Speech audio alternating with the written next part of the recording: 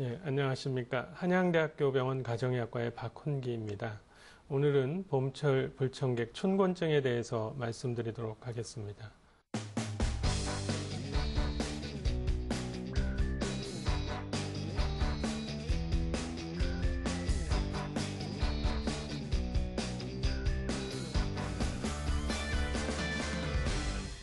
우선 춘곤증이라는 것은 겨울철이 지나면서 봄으로 접어들 때 날이 길어지고 일교차가 심해지면서 낮에는 졸리고 나른해지면서 피곤한 증상이 생겨서 업무나 일상생활에 영향을 주는 현상이라고 정의할 수 있습니다. 특별한 스트레스나 질병이 없이도 봄철이 되면은 나른하고 피곤해지는 그런 주관적인 경험들을 많이 하시게 되는데 이런 현상을 춘곤증이라고 말할 수 있습니다. 우선 이제 춘곤증이 병으로 인정되는가 하는 부분을 짚고 넘어가도록 하겠습니다. 사계절이 뚜렷한 지역의 문화적인 특성을 반영한 주관적인 증세들의 집합이기 때문에 일반 사람들이 병으로 많이 인정을 하고 있습니다. 그렇지만은 의사 입장에서 보면은 병의 인과관계에 대한 과학적인 근거는 아직 부족합니다. 우선 이제 많은 사람들에게 보편적으로 자주 발생하지 않는다는 점이고, 두 번째는 사계절이 뚜렷한 온대 지방이라고 해도 다 나타나는 건 아니라는 겁니다. 그리고 다른 환절기에도 예를 들면은 가을철에도 비슷한 증상을 경험하시는 분이 있고요. 그래서 이제 경험론적으로 인정되고 있는 계절적인 피로 현상이라고 할 수 있는데요. 실제로 의사들이 이 춘곤증을 가지고 진단명으로 진단서를 붙여주는 적은 없습니다. 춘곤증하고 많이 혼돈을 하시는 게 만성 피로입니다. 우선은 이제 두 가지를 구분할 수 있는 점은 춘곤증은 몇 주 이내에 대부분 회복이 되고요. 그리고 만성 피로는 3개월 이상 오래 갈 때 만성 피로라고 얘기를 합니다. 그리고 춘곤증은 봄철에 그리고 해마다 반복적으로 오는 경우가 많고요. 만성 피로는 계절과 무관하게 올 수 있고요. 그 다음에 춘곤증에서는 쉬면은 휴식 효과가 확실히 있습니다. 그렇지만 만성 피로에서는 쉬어도 이런 휴식 효과가 없는 게 특징이고요. 또 춘곤증은 일상생활은 거의 100% 합니다. 다만 조금 기능이 떨어졌다고 느낄 뿐이죠. 근데 만성 피로에서는 기능이 확실히 감소되어 있습니다. 그리고 춘곤증에서는 다른 동반 증상이 많지 않고 피로가 주 증상인데요. 만성 피로에서는 여러 가지 감기 증상을 포함해서 다양한 증상이 함께 오게 됩니다. 춘곤증에서는 정서적인 변화는 그렇게 많지 않은데 만성 피로에서는 우울이나 불안 이런 게 같이 오는 경우가 왕왕 있습니다. 이럴 때는 춘곤증을 한번 의심을 해볼 수 있는데요. 우선 이제 봄이 되면은 반복적으로 이유 없이 피곤을 많이 느끼시는 분, 또 봄이 되면은 입맛이 떨어지고 의욕이 감소하시는 분, 그 다음에 아침에 일찍 일어나는 게 힘이 들고 또 오후 시간이 되면은 자꾸 졸리고 나른하고 쉬고 싶어진다. 이런 증상이 있으면은 춘곤증이 아닌가 한번 생각을 해볼 수 있는데요. 다행스러운 거는 일시적인 현상이기 때문에 몇 주 이내로 좋아진다고 할 수 있습니다. 춘곤증이 왜 생기는가에 대해서는 여러 가지 가설이 있는데요. 우선은 생리적으로 몸에 불균형이 일어나서 생긴다고 하는 가설이 있고요. 신체 적응 능력이 일시적으로 계절 변화에 떨어지는 그런 현상 때문에 일어난다고 하기도 하고, 또 일조 시간이 증가하면서 나오는 현상이라는 가설도 있고요.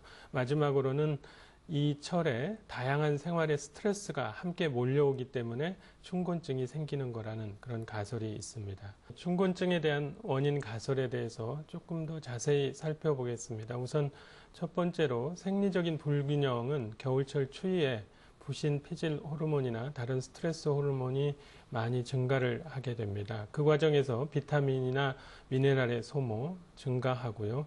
그러면서 봄철 스트레스가 더 많아질 때 이런 피질 호르몬 분비에 걸맞는 비타민 이런 게 보충이 되어야 되는데 이게 부족하면은 춘곤증이 온다는 가설입니다.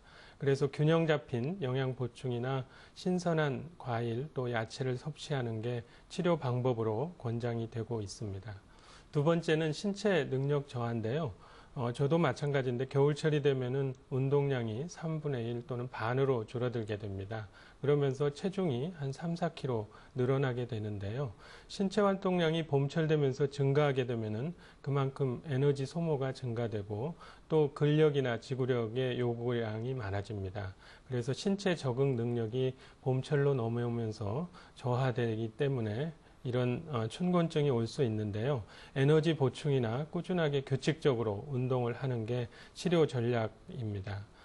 세 번째로는 일조 시간이 증가를 하게 되면은 낮이 일찍 시작을 하기 때문에 기상 시간이 점점 빨라진다고 생각을 하게 됩니다.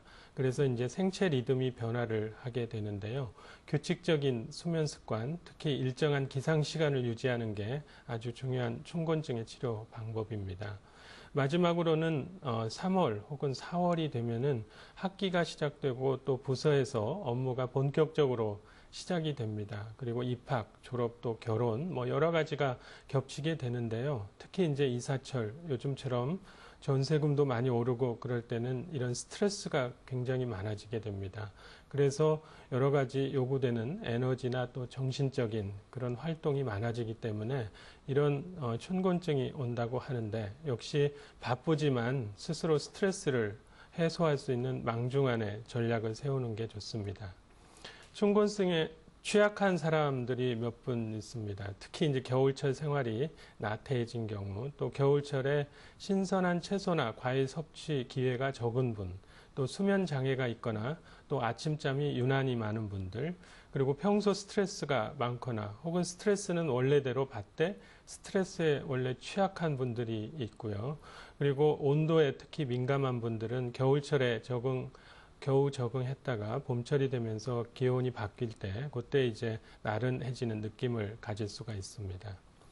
아마 춘곤증 하면은 뭐 봄나물을 드시라고 이렇게 권고를 하기도 하는데요.